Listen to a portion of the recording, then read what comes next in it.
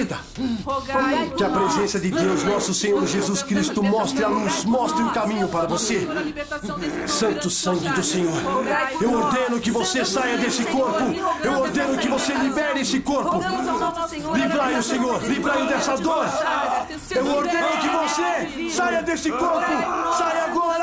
Nós rogamos, Senhor, liberte esse corpo. Liberte esse corpo agora.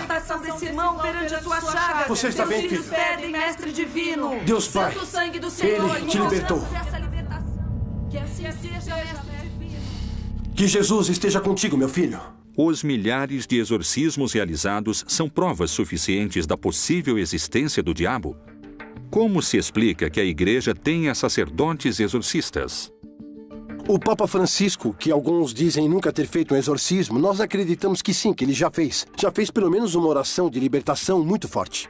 Se o diabo não existe, como e de que maneira explicaríamos os exorcismos? A pessoa tem que estar convencida de que isso acontece. Se a pessoa não crê, é muito difícil funcionar. Na maioria dos casos, é sugestão. Eu deixo a porta aberta a algumas exceções que podem conter alguma força muito profunda. Mas essas são exceções, não é o cotidiano. É uma maneira de exercer domínio, porque naturalmente, se o demônio é algo real que está no seu corpo, e se existe alguém que pode tirar esse demônio, naturalmente essa também é uma maneira de exercer poder. A quantidade de exorcismos que eu já dirigi em minha vida passam dos 1.200. Porque as possessões são mais frequentes do que se supõe. Com as questões do exorcismo, temos que ter muito cuidado, porque são seres humanos que estão sofrendo e dos quais os líderes religiosos se aproveitam muitas vezes para tirar algum proveito próprio dessas situações.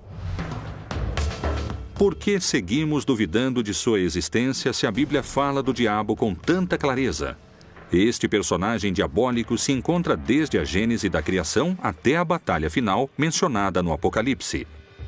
Quais são os argumentos e por que alguns acreditam que o Todo-Poderoso e o Maligno poderiam ser a mesma pessoa? Deus e o diabo seriam duas faces da mesma moeda?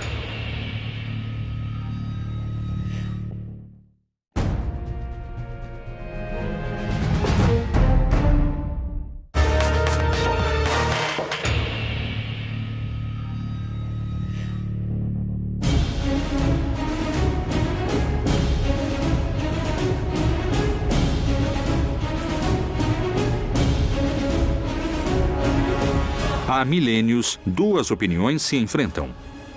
Uma tenta mostrar que o diabo não existe, e a outra que é um ser real e o principal adversário de Deus.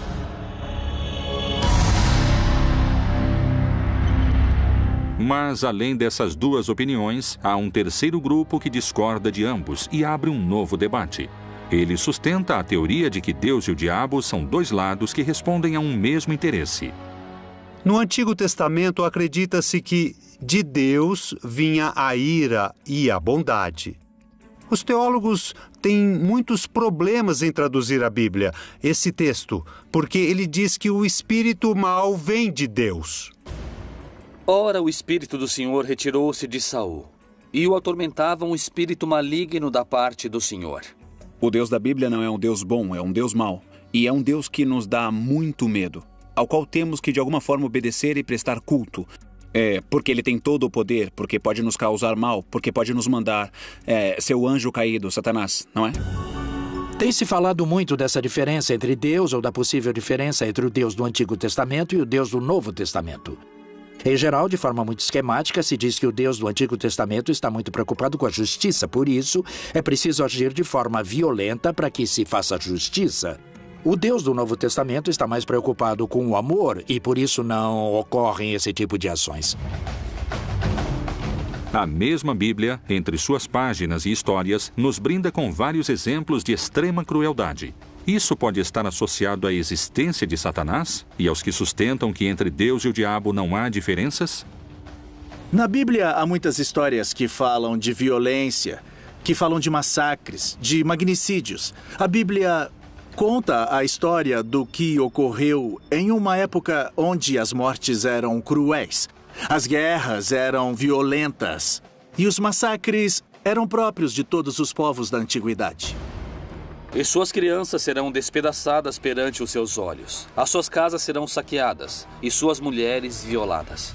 Se alguém lê a história de Caim e Abel, onde um irmão mata o outro, não há nada mais horrível na vida do que um irmão matar outro irmão. Você pode imaginar muitas situações de violência, mas essa seria o cúmulo da violência. Mesmo assim, está lá. E está lá para dar testemunho de que essa violência existe entre os seres humanos, que as pessoas se matam entre si. Então, os exemplos que eles pegaram são de textos sagrados desse mundo. Um mundo bárbaro que oferecia exemplos bárbaros. Estamos diante de mitologias muito primitivas. Israel não é uma grande cultura de maravilhas, é um povo nômade e camponês. Assim como Sodoma e Gomorra e as cidades circunvizinhas que, havendo se prostituído como aqueles anjos e ido após outra carne, foram postas como exemplo, sofrendo a pena do fogo eterno. Sodoma e Gomorra é uma história muito interessante, contada no começo do relato da Gênesis, das primeiras histórias, vinculada muitas vezes, tradicionalmente, ao tema da sexualidade, que foram cidades destruídas pela homossexualidade dos habitantes. Na verdade, quando alguém lê o texto, não tem nada a ver com homossexualidade. É uma condenação pela falta de hospitalidade. A hospitalidade era uma lei fundamental na antiguidade, especialmente porque as pessoas iam de um lugar para o outro nessa faixa de caminho desértico e se alguém não o recebia, você realmente corria risco de vida. Então estes povos rompem com essa lei sagrada. Não acolhem aos anjos como hóspedes. Querem abusar deles. E aqui o problema não é a questão homossexual, é o abuso. Isso é o que é castigado neste mito. São castigados com fogo, chuva de enxofre e fogo sobre esses povos que são destruídos, aniquilados da face da terra. O enxofre, o fogo, é a destruição. É voltar para a estaca zero, para o nada. Se aniquila, o povo volta e volta a surgir a vida. Muito tempo depois dessas histórias foi assimilada a questão do inferno, por exemplo, que não tem nada a ver, não se fala do inferno na Bíblia, mas ele é assimilado dessa forma.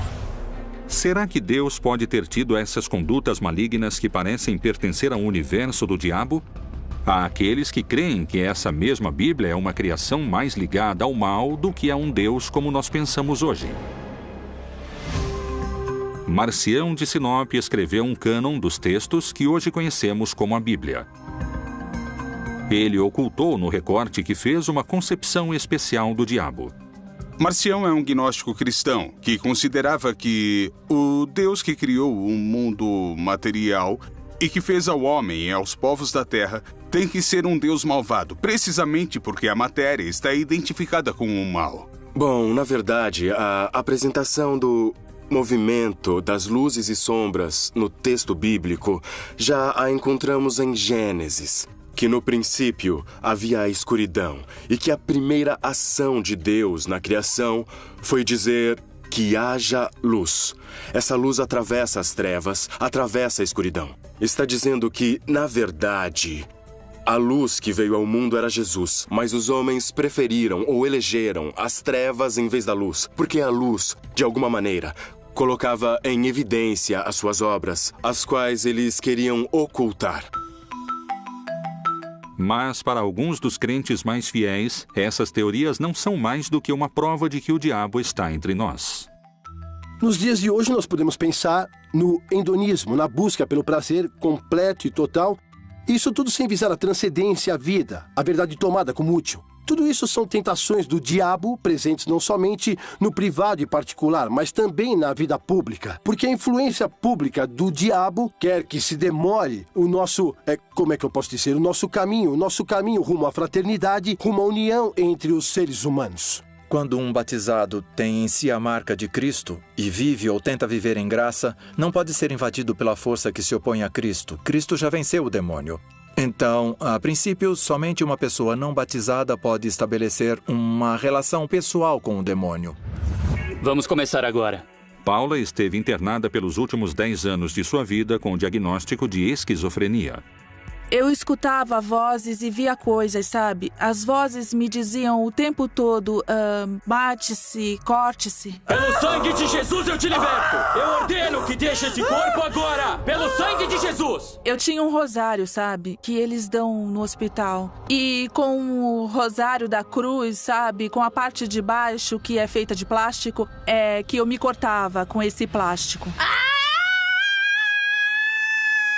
Busca o Senhor! Bom, depois eu via muitas sombras